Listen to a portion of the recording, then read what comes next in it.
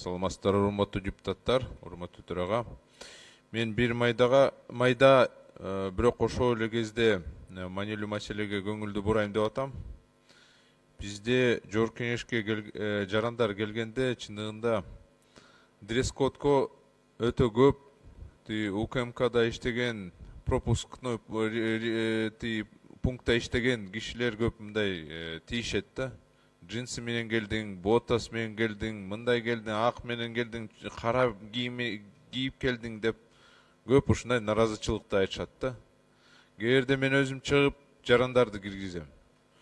Мына 15 январда бир жаран Көз Азиз жаран келген, Көлдөн, мага жана Максат Сабировго, депутатка.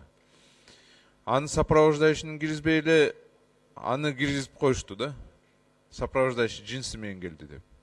Ушундай бир өтө көп проблемалар туулат да, бул кичинекей маселе.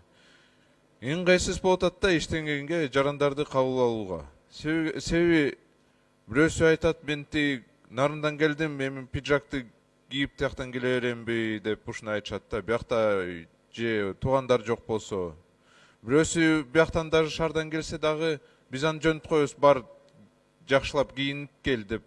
Ачык эле айтышат, менде даже пиджак эле жок. Менин оюмча биз ошол жоболорду иштеп чыгыш керекпиз да. Албетте бир мындай тартип болуш керек.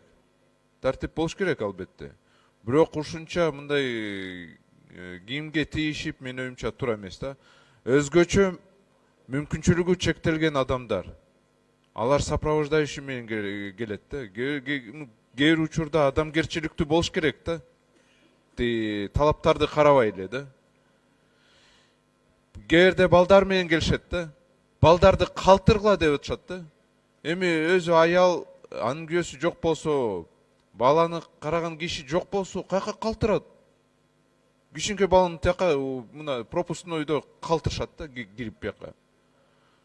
Журналисттер чалышат. Бизде аккредитация жок, чыгып бересизби, интервью бересизби? Эми уят кой, иштеш керек го ошол жактан. Мен төрага сизге асылган жокмун да, себеби бул жерде УКМКнын дагы катачылыктар бар. Бул жерде ошол тартип президент аппараты жана биздин аппараты башчылар ушундай бекишкен. Мурун учурларда. Менин оюмча кичине өзгөртүүлөрдү киргизиш керек болуп атат да. Ошол жактан мен аппараттын президентке жана урматтуу төрага сизге кайрылат элем, өзгөртүүлөрдү кылайлы, кичине жарандарга жардам берип, ушундай майда